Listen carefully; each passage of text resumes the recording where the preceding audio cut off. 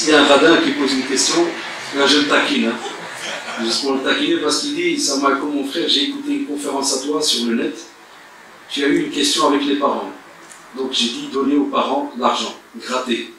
Et il me dit, mais ils sont déjà blindés. Qu'est-ce qu'on doit faire? Hein? Tu fais le malin, mais non, c'est qui au fait? Il est là? Lève la main, frère. Lève la main. Alors, c'est toi. Voilà, toi. Machallah, t'as l'air bien blindé. Je suis blindé aussi, mais lui, il est plus blindé que moi. Donc tu es au courant de tout ce qu'il y a dans le compte. Pourquoi je lui ai dit tu es blindé? Je ne parlais pas d'argent. Vous êtes tous partis à l'argent. Ça, ou là? Non. Moi, je lui parle maintenant, tranquillement. Je n'ai pas en face de moi un petit gringalet là de 20 cm de largeur et 30 cm de haut. J'ai, machallah, une bonne stature. Mais, quel âge tu as, frère? 33. Mais c'est pas pour moi la question. Moi, je l'ai compris, mais c'est pour le jeu. C'est toi qui l'as écrit. Ouais, mais... Ah, très bien. Mais tu as entendu des gens qui disent, voilà, mon père, il a... Mais même comme ça, je vais te prendre en exemple. C'est un exemple. Ça n'a rien à voir avec toi. Le frère, il a 33 ans. Vous oubliez qu'il y a 32 ans et 8 mois, c'était un petit morceau de viande déposé sur un lit. Et que quand il avait des fois mal au ventre, et qu'il se retrouvait dans un pampette bien puant, il était là, regarde, le ciel écrit. Comme pour dire, entre guillemets, s'il fallait décortiquer ce qu'il disait, c'est comme s'il disait, oh, vous les êtres humains, sauvez-moi. Je suis dans la... Voilà, je suis foutu.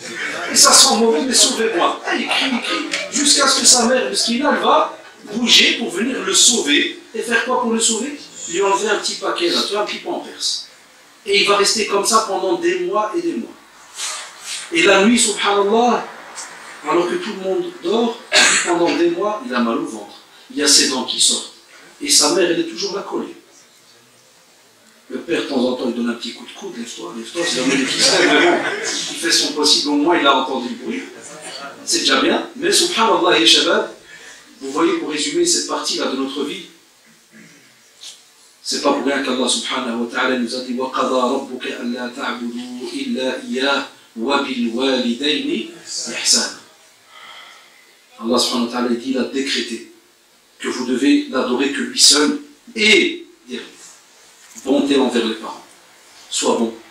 Même si tu as 2 euros en poche, donne-lui 1 euro. Même si je ne me trompe pas, le fameux hadith Anta wa malka li abik sahih.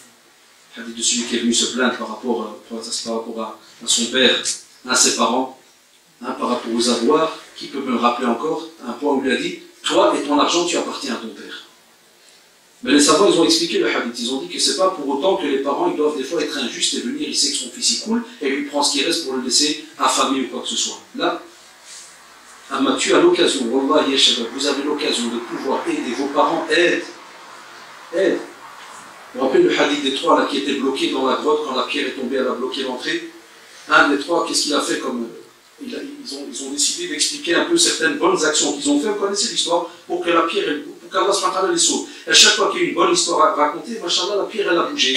Quand ils ont dit, si Allah, si on l'a fait pour toi, la pierre elle bouge. Allah, j'ai fait ça. Qu'est-ce qu'il a dit? Voilà, avant d'entrer à la maison, chaque fois, je passais d'abord, quand il traite les vaches et tout, il passait d'abord avec le bol chez ses parents, pour que eux ils boivent, ils rentrent chez ses enfants.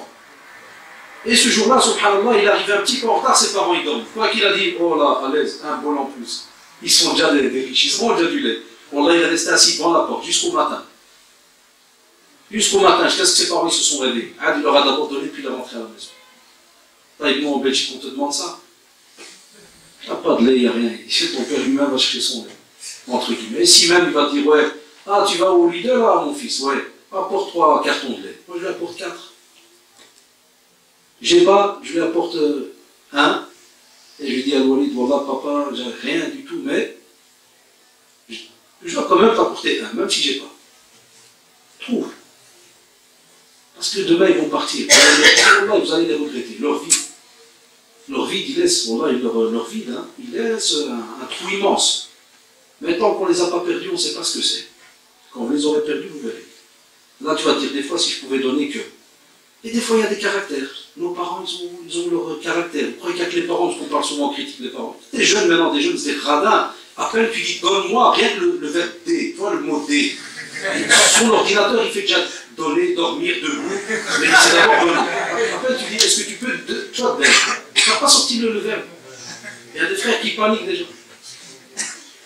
Moi, celui qui donne-moi 100 euros, il tombe. Plus jamais, il faut arriver de loin, il traverse. Il y a des radins partout. Nos parents, c'est qu'ils sont comme ça, leurs petits plans, leurs petits. Voilà, ils ont les petites habitudes. Ils aiment bien des fois aller au pays, prendre avec eux des cadeaux, des trucs, ils montrer à la famille ceux qui ont apporté, mais qui ont gratté à toi. Là, c'est rien. Tu gagnes des hasanat fois deux. D'autres, au contraire, ils ont besoin parce qu'ils sont vraiment dans le besoin, mais ils n'osent pas le dire, et toi, tu crois qu'ils ont tout. Jamais on fait de calcul avec les parents, mais qu'on soit sincère envers eux. On a, bismillah, si on n'a pas, on lève les mains. Même moi qui vous parle. Des fois, je dis à mon père, bismillah, c'est même moi qui l'embête, tiens. Et quand j'ai pas et qu'il va me demander, parce que lui-même il est pensionné, vous savez, les petites pensions, des gens qui ont travaillé pendant des années, il n'est rien du tout. Et des fois, le pauvre, il va par exemple, ce qu'il me demandait, en général, il ne demande quasi jamais. C'est nous qu'on sent qu'il y a quelque chose de bizarre. Il y a beaucoup de parents qui ont leur fierté. Voilà. Et nous, les jeunes, on doit essayer de sentir avant que ton père il se rabaisse pour te demander. Jamais ne le laisse se rabaisser pour te demander. Tu dois toi essayer de le sentir. Faire des enquêtes, demander à ta mère, si jamais ton père s'est remarié et que ta mère est décédée, à ta belle-mère, exprès, tu demandes des fois, même si tu fais semblant, c'est pas un mensonge, tu dis, c'est bizarre, j'ai l'impression que ça sent le pauvre ici.